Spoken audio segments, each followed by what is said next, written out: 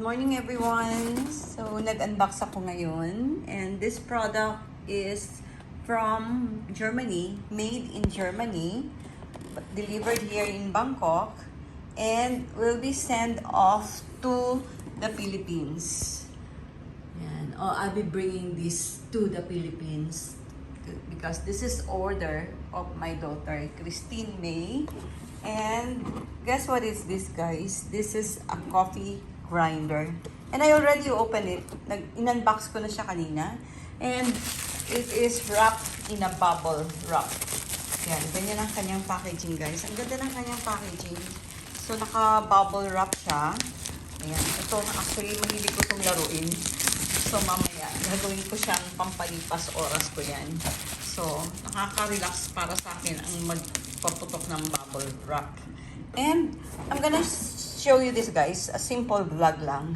Share ko lang din. So, I opened it up. I unboxed it already. And then, papakita ko lang sa inyo kung ano ang laman nito.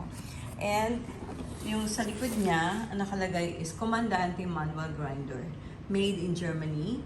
So, that's it. Specialty coffee expert and connoisseurs. Okay, 100% quality. So, ito na siya. Meron siyang bottle. So, bottle, pag nag-grind na, dito na siya ita-transfer. And yung manual niya. So, simple vlog lang, guys. Pakita ko lang sa inyo to.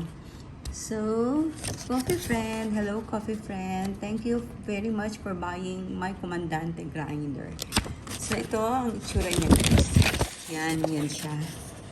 So, pag na-assemble na, that how it looks like. And, check ko lang, ito, yung isang part. Yan. So, yung nasa ilalim, yung kanina, yan, black nga lang itong nandito sa manual. Ito, white. White yung color niya. And let's check this out. This is Commandante. Yan, authentic Commandante quality made in Germany. Yan. And this one, what's this? So, para lang siyang siguro dito dito siya ipapatong kapag mag-grind ka. Matte lang siya, matte. And this is now the body ng coffee grinder. So, tanggalin ko lang siya. And, hindi ko siya matanggal. Anyway, papilitin natin. Pakita ko lang sa inyo. So, snow white. So, yung color niya is white. Ito. Yeah, it's white. And it's heavy. Mabigat siya. Yan, Commandante. And that's it. Coffee grinder. And this is now yung handle. Yung handle niya, ito. So, hindi ko na sa inyo yung guys hindi ko na siya ilalabas. Just, ito lang yung packaging niya lang. Unbox lang natin. That's it. So, it's also white yung pinaka-handle niya.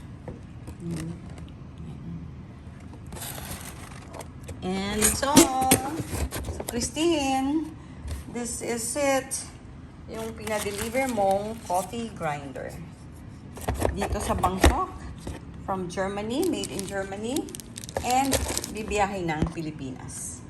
Okay, bye everyone. Thanks for watching this simple vlog of unboxing coffee grinder.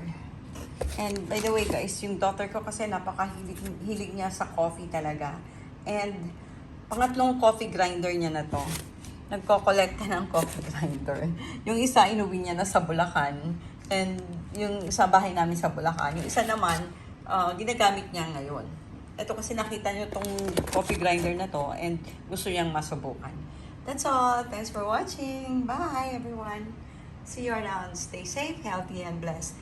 And I'm still here in the Philippines. I'm still here in Bangkok pala. And now alone here, staying in Sipalay Park condominium. And bye everyone. See you around. Bye-bye.